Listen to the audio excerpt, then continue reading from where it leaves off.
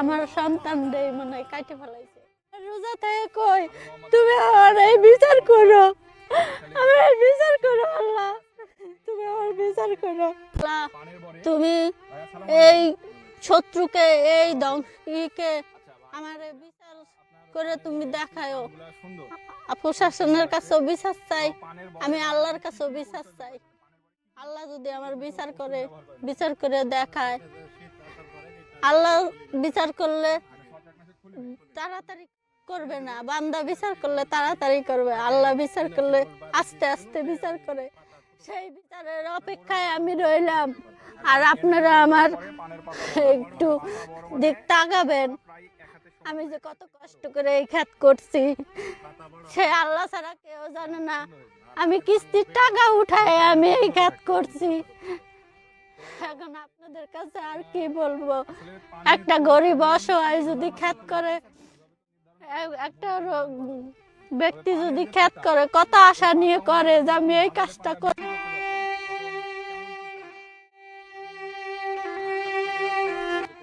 ফসলের মাঠে পড়ে থাকা অপরিপক্ক পেঁয়াজগুলো যেন নীরবে আর্তনাদ করে কাঁদছে আর অভিশাপ দিচ্ছে মানুষ নামের অমানুষদের, যাদের হিংস্রতায় অকালেই নিভে গেল পেঁয়াজ গাছের জীবন, ভেঙে চুরমার হয়ে গেল এক কৃষকের স্বপ্ন। নিজের 24% জমিতে চলতি মৌসুমে হাইব্রিড জাতের হালি পেঁয়াজ আবাদ করেছিলেন কৃষক হাসান আলী। এ পেঁয়াজ খেতেই ছিল তার বাঁচার স্বপ্ন। আশা করেছিলেন এখান থেকে অন্তত 80 মণ পেঁয়াজ পাবেন। সেই পেঁয়াজ বিক্রির টাকায় সংসারের ঘানি টানবেন, দেনা শোধ করবেন। 23 ফেব্রুয়ারি সারাদিন রোদে পুড়ে ক্ষেতের পরিচর্যা করেন হাসান আলী ও তার স্ত্রী নূরজাহান বেগম। পেঁয়াজ গাছগুলো তখনও ছিল সবুজ প্রাণবন্ত, কিন্তু 24 ফেব্রুয়ারি সকালে খেতে এসে থমকে যান তারা। চোখের সামনে দেখতে পান ধ্বংসস্তূপ। কেটে ফেলা হয়েছে তাদের প্রায় 20% জমির তরতাজা পেঁয়াজ গাছ।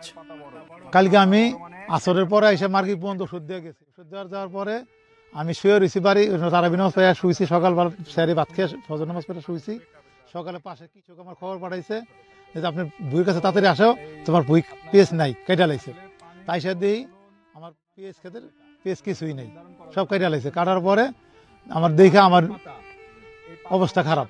আমার 80 মণ পেঁয়াজ পাওয়ার টার্গেট ছিল, দাম হইলো 3.5 লক্ষ টাকা, 4,500 টাকা মন ধরছি আমি। এই আশা ভরসা করে আমি ভুড়া চাষ করতেছি।